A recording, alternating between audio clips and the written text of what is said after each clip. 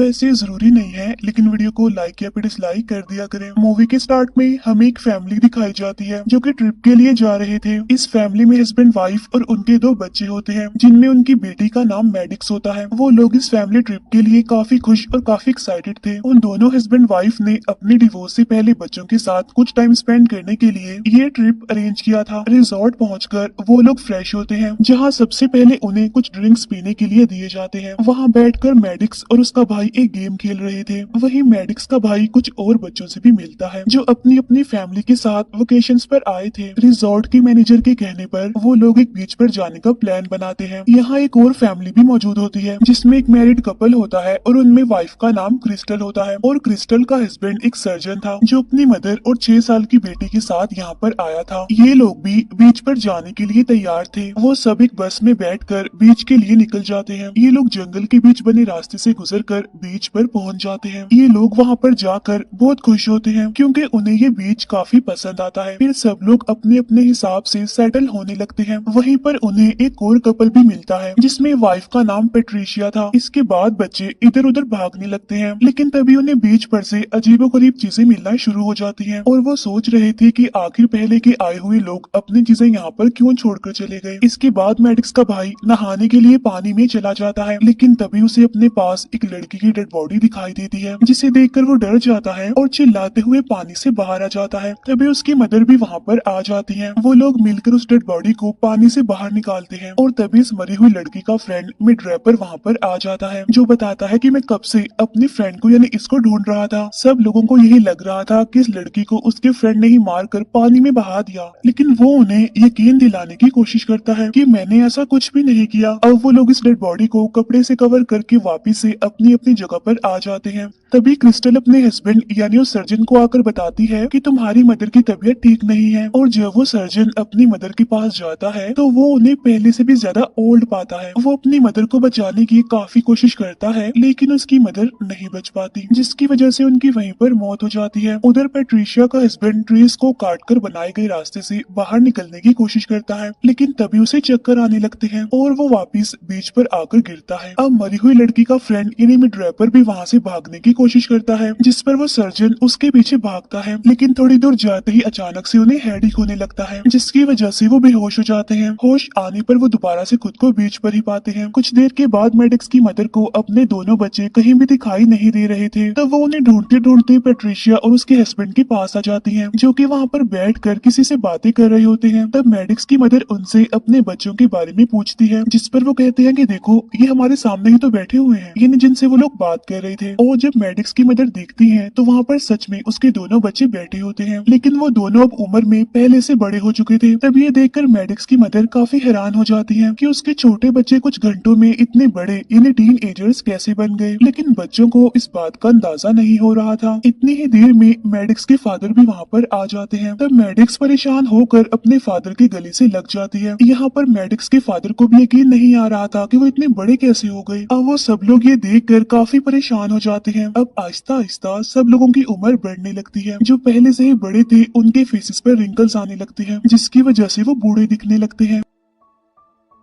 Same इसी तरह बच्चे भी अपनी उम्र से बड़े हो जाते हैं। इसके बाद मैडिक्स का भाई और क्रिस्टल की बेटी एक टेंट में चले जाते हैं और बाहर सब लोग इस बात का पता लगवाने की कोशिश कर रहे थे कि आखिर ये क्यों और कैसे हो रहा है। तब उस सर्जन को मिड रैपर पर शक होता है, इसीलिए वो गुस्से में आकर मिड रैपर पर अटैक कर देता है, जिससे उसके फेस पर चोट लग जाती है। इसके बाद पेट्रिशिया का हस्बैंड आराम से उससे उसका नाम पूछता है, तब वो अपना नाम मिड रैपर ही बताता है। नाम बताते बताते जब वो अपना हाथ अपने फेस पर से हटाता है तो उसकी चोट बिल्कुल ठीक हो जाती है। वो उन्हें यकीन दिलाने के लिए फिर से सारी कहानी बताता है कि मैं अपनी फ्रेंड के साथ सिर्फ यहाँ पर वेकेशंस एंजॉय करने आया था, लेकिन फिर अचानक वो गायब हो गई। फिर थोड़ी देर के बाद वो सब कैलकुलेशन करने लगते हैं, जिससे उन्हें ये पता चलता है कि इस बीच पर गुजरने वाला आधा घंटा 1 साल के बराबर है। तब ये सुनकर वो लोग घबरा जाते हैं। कि अगर वो 24 घंटों से पहले पहले इस बीच से ना निकले तो उनकी सारी जिंदगी खत्म हो जाएगी। तभी अचानक से मैडिक्स की मदर के पेट में दर्द होने लगता है, जिसकी वजह से वो बेहोश हो जाती है। अब क्योंकि क्रिस्टल का हस्बैंड एक सर्जन था, इसीलिए वो चेक करके बताता है कि इसे कोई इनर मेडिकल डिजीज है। वो अपने सर्जिकल नाइफ से मैडिक्स की मदर के पेट पर कट लगाता है, लेकिन उसका कट फौरन हील हो जाता है। तो वो सर्जन दोबारा कट लगाता है। इस बार वो लोग अपने हाथों की मदद से उस कट को खुला रखते हैं। तो वो सर्जन उसके पेट से एक स्टोन निकालता है। स्टोन निकालने के बाद वो कट फिर से फौरन हील हो जाता है। इसके बाद मैडिक्स की मदर को होश आ जाता है और वो थोड़ा बेटर फील करती है। इसके बाद में ड्रैपर अपनी फ्रेंड की डेड बॉडी के पास दोबारा जाता है और उस पर से कपड़ा हटा देता है, लेकिन वहाँ पर डेड बॉडी की जगह स्केलेटन पड़ा हुआ दिखता है। तब स्केलेटन को देखकर मैडिक्स की मदर बताती है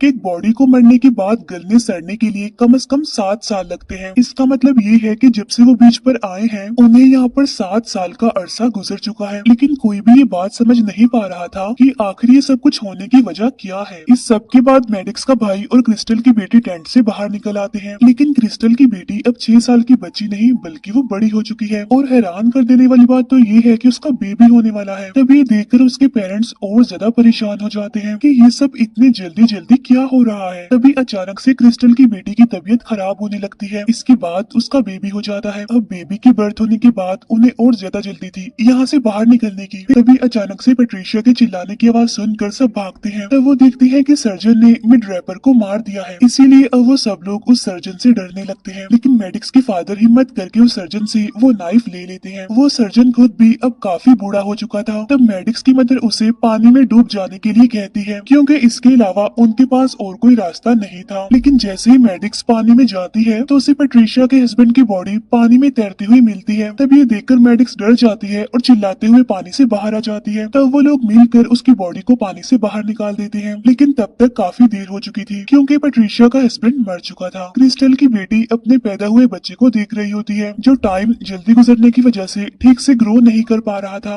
और इसी वजह से वो बच्चा मर जाता है। तब मैडिक्स का भाई उसे वहीं पर दफना देता है। इसके बाद क्रिस्टल की बेटी वहाँ से बचकर निकलने के लिए एक पहाड़ पर चढ़ने लगती है। यहाँ पर मैडिक्स का भाई उसे ऐसा करने से मना करता है, लेकिन वो उसकी कोई भी बात सुने बगैर ऊपर चढ़ती रहती है। लेकिन काफी ऊंचाई पर जाने के बाद उसे भी हेडेक होने लगता है, जिसकी वजह से वो वहीं पर बेहोश हो जाती है। बेहोश होने पर वो इतनी ऊंचाई से गिरती है कि फौरन ही मर जाती है। इसके फौरन बाद पेट्रिशिया की तबीयत भी खराब होने लगती है और उसे एपिलेप्सी के काफी शदीद झटके लगने लगते हैं। इतने शदीद झटकों की वजह से इससे पहले कि कोई उसकी हेल्प करने के लिए आगे बढ़ता, उसके मुंह से झाग निकलने लगते हैं और वो भी फौरन मर जाती है। इसके बाद रात होने लगती है और सबका डर और ज्यादा बढ़ने लगता है। क्रिस्टल जो पहले काफी खूबसूरत हुआ करती थी, अब वो भी काफी बूढ़ी हो चुकी थी। रात होने पर वो लोग आग जलाकर सोने की तैयारी करने लगते हैं।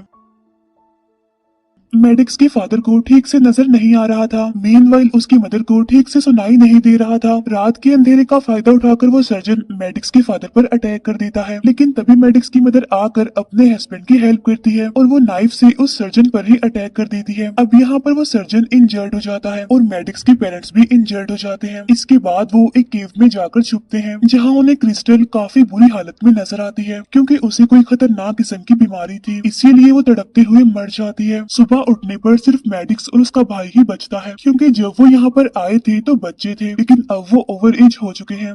बीच पर बैठे हुए उन्हें उस बच्चे का मैसेज याद आता है जो उस बच्चे ने इन्हें रिजॉर्ट में दिया था, और उस मैसेज को दोबारा ये लोग खोलकर देखते हैं, जिस पर वही गेम होती है जो स्टार्ट में मैडिक्स और उसका भाई खेल रहे थे। वो सीक्रेट मैसेज में यहाँ से बाहर निकलने का रास्ता ढूंढ रहे थे। तब उन्हें पता चलता है कि असल में यहाँ से बाहर निकलने के लिए उन्हें समंदर में डूबकर उसकी गहराई में जाना होगा। वो ये भी जान पाते हैं कि अगर वो बेहोश हुए बगैर पानी की गहराइयों को पार कर लेंगे तो वो लोग आसानी से सेफली वापस पहुंच सकते हैं। इसीलिए अब वो लोग अंडर वाटर तैरने लगते हैं, लेकिन गहराई में जाने के बाद मैडिक्स के कपड़े कहीं पर अटक जाते हैं, जिससे वो लोग आगे नहीं बढ़ पाते। दूसरी तरफ रिजॉर्ट में एक दिन गुजर जाता है और कुछ लोग बीच पर गए लोगों को ढूंढने की कोशिश करते हैं, लेकिन जब उन्हें वहाँ पर कोई नहीं मिलता तो वो लोग ये सोच लेते हैं कि बीच पर गए सब लोग मर चुके हैं। वो आदमी जो बीच पर लोगों को मॉनिटर कर रहा था वो वहाँ से निकलकर वापस से लैब में आ जाता है। वहाँ जाकर पता चलता है कि बीच का लोगों की एज और तेजी से गुजरते हुए टाइम से कोई कनेक्शन नहीं था, बल्कि जब रिजॉर्ट पहुंचने पर रिजॉर्ट मैनेजमेंट ने कुछ ड्रिंक्स अपने गेस्ट को पिलाई थी। उस ड्रिंक में कुछ केमिकल्स थे जो एक टेस्ट करने के लिए मिलाए थे। उस रिजॉर्ट में आने वाले मेहमानों में से कुछ लोगों को एक्सपेरिमेंट करने के लिए ये ड्रिंक पिलाई गई थी। इस एक्सपेरिमेंट में रिसर्चर ने एक ही दिन में ट्रायल हासिल कर लिया, जिसको करने के लिए उन्हें बहुत सारा टाइम चाहिए था। लेकिन रिसर्चर्स इस बात पर खुश थे कि उन्होंने रिजॉर्ट के जरिए लोगों पर एक्सपेरिमेंट करके एक ऐसी मेडिसिन बना दी जिससे वो और कई लोगों को बचा सकते हैं।